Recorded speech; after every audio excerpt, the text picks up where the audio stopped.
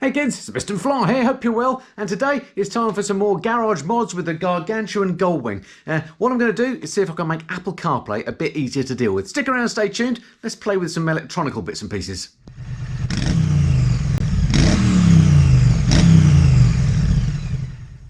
Okay, so a couple of months ago I put a video up called something like 8 Secrets of the Honda Goldwing, and in it, one of the things I whinged about was what a faff Apple CarPlay was to get working on the Goldwing, and it absolutely is a faff for a number of reasons. One of the reasons was, on my bike, which is a Goldwing DCT Tour with airbag, it's important the airbag bit, it's a right faff because you have to connect the phone up actually in the trunk or the boot of the bike. You can't, and it doesn't work via Bluetooth. It's a right pain because if you want to use CarPlay, it means you have to have the phone in the trunk/boot. It's not the case if you haven't got the airbag ones. The reason why it's different with the airbag bike and the non-airbag bike, of course, is the airbag is here. Whereas on a non-airbag bike, that's actually like a glove box. You can open it up and the USB port is in there. If that was the case, I probably wouldn't be too bad. I'd be happy to have my phone in front of me there, but because you can get at it if you need to when you're riding. But when it's in the boot, it's a right pain. Anyway, I think I might have found a solution. So the solution, I'm hoping, is in this box that turned up the other day. We'll open it up. This is going to be another one of those exciting unboxing videos. That is the second one of these I've done on the Goldwing. How exciting. So there we go. Let's open it up.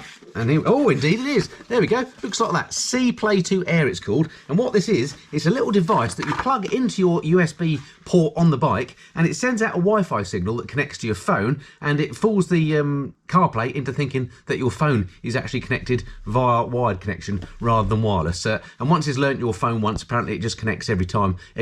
So in theory, if this works, I should be able to have the phone in my pocket and have Apple CarPlay running on the bike. That's the theory anyway.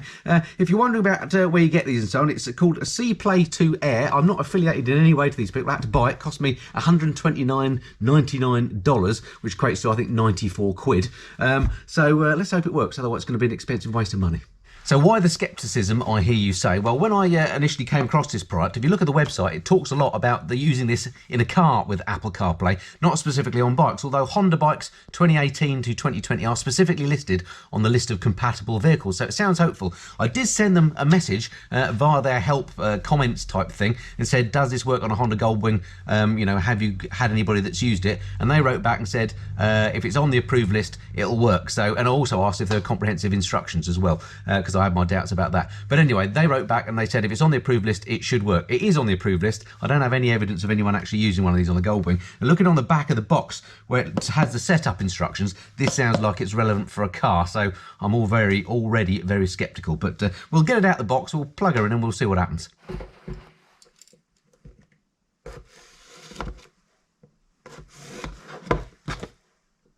Always exciting opening a new gadget.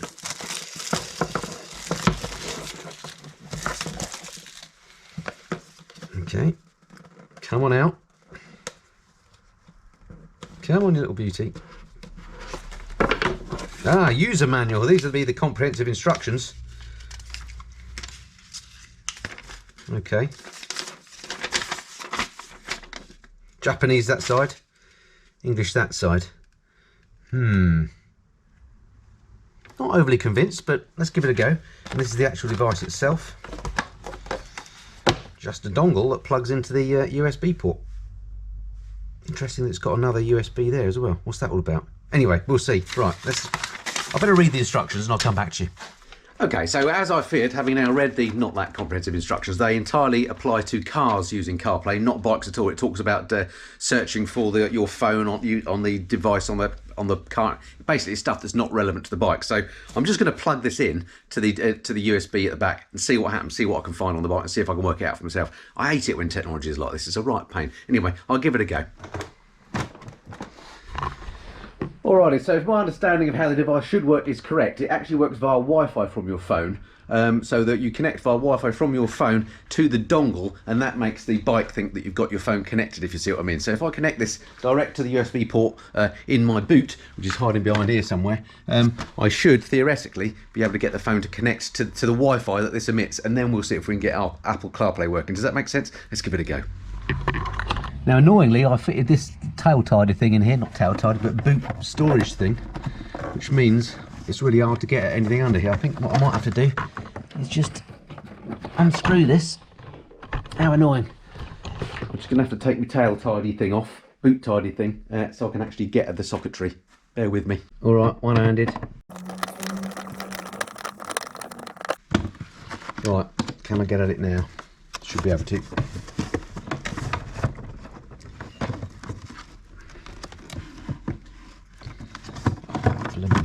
What a faff.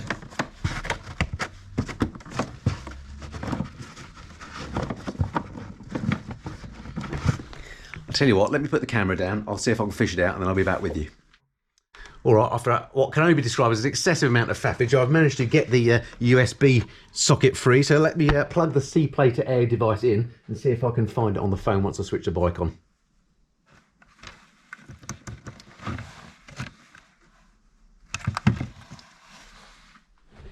Right, before I switch the bike on and attempt to find the C-Play to Air on my Wi-Fi stuff, better turn the headset on because I don't want the bike to say you can't connect to CarPlay because you haven't got a headset. That's another issue, but that's another story. All right, let's turn that on then.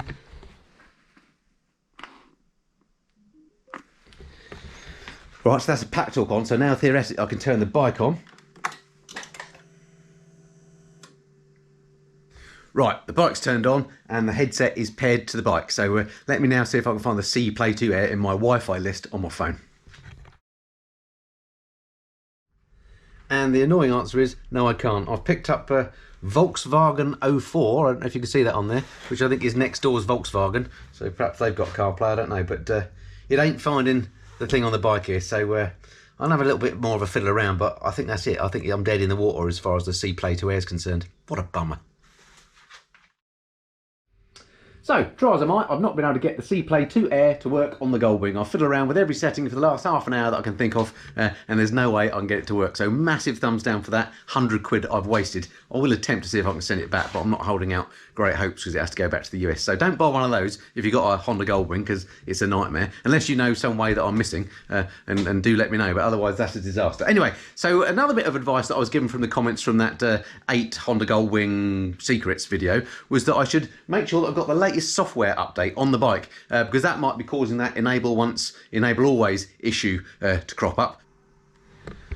So here's the thing that got me before. It's enable once or enable always. I was clicking on enable always thinking that that would mean I only have to do this the once when I connect the phone, but lots of people have said I should try enable once. Well, I've tried that. And in fact, although it does mean I get onto Apple CarPlay, next time I connect the phone, I still get that same prompt. So enable always, enable once still doesn't work. And also, it may have a workaround so that I don't actually have to have the headset connected all the time to make Apple CarPlay work. Because when I spoke to my mate Richie Vida, he said that he can get his Apple CarPlay to work without a headset by basically holding down the back button for a couple of seconds when it asks you to connect the headset and it overrides it. Doesn't work on my Goldwing, but it might do with a software update. So I was very excited with this prospect. So I went to my PC to download the... Well, in fact, first of all, I bought myself a brand new USB stick so that I could download the software update. I then duly downloaded the software update, which is quite large, takes some time. So while that was running, I thought I'll do a bit of research on the internet just to make sure that I'm doing the right thing with this software update. And it told you on the internet how to check which version of the software you've got on your bike already. You go into basically the audio settings, and then you can go in there and it will show you which version of the software you've got. You go into General, and then you go down to System Information. Bingo, there we go, and that's what I've got. So it says HGEU and then some numbers on there. Turns out that is not the most up-to-date version. So I thought, bingo, that's brilliant. So I went onto the Power Sports website for Honda, downloaded it, as I say, took absolutely ages. And then I noticed that on the Power Sports download, it actually started not with an EU number, which sounds kind of European, but with one that sounded more US-ish. So it suddenly occurred to me, hang on a minute, maybe I'll be updating the bike and it'll end up thinking it's an American bike. I'll maybe get the wrong maps. I might have Sirius radio and all that sort of stuff installed, which I don't want. So so I decided not to do that. Did a bit more Googling. Turned out that in fact in the UK or in Europe, only dealers can do the update of the software. So I can't even do the software update to see if I can get that Bluetooth workaround. So long story short, after a whole day of messing about, cost, money, faff, disappointment, annoyance, I've not been able to get moved forward at all with making CarPlay any easier to use on the Goldwing. What an absolute faff. It's such a shame because CarPlay would be brilliant to use, but I think for now I'm destined not to use it. So real bummer there. What a letdown. What a disaster. Sorry that the video turned out that way. You never know how these things work. These were supposed to be simple upgrades, but turned out to be very flipping difficult. Maybe I should just stick with this trusty beast and have no such issues. All right, before I go, last time I had a few people ask me what this jacket was that I was wearing in the garage. It's from Bike Shed. I'm not affiliated to them in any way, but as people asked, it's called their, I think it's called their Resistant Overshirt.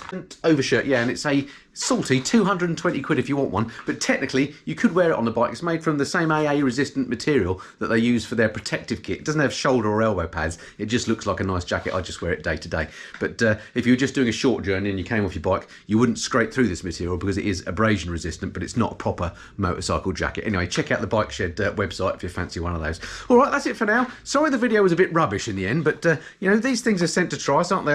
I'm always easy jobs always turn out difficult for me. I've made absolutely no progress on this one, which is a real shame. If you've made any progress on similar things and think I've done something wrong and can give me any advice, do leave details down below. That would be brilliant. But I think I'm going to have to get it to a dealer, get the software upgrade and see if that helps at all with these workarounds for Bluetooth and so on. But yeah, not everything in the Goldwing world is brilliant, it turns out. Anyway, that's it for this time. Hope you enjoyed that. Don't forget to hit the subscribe button if you haven't done so already, and I'll see you in the next video. Well, you never guess what, I started messing about with it and I've managed to get it to sort of connect, but it's in Japanese, look, the writing down here, so I can't really tell what it's doing. So I'm just trying to get, if I can get over to the little world sign and change the language so I can see what it's doing, I might just have a chance at it. Oh no!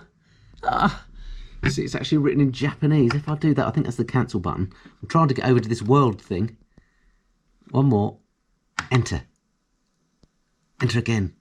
Oh no! Right, okay. So there we go. So it does work because there's Apple CarPlay and my phone is here. Hey! So there is some hope, but it's not very stable because it drops out after a couple of minutes. It will drop out.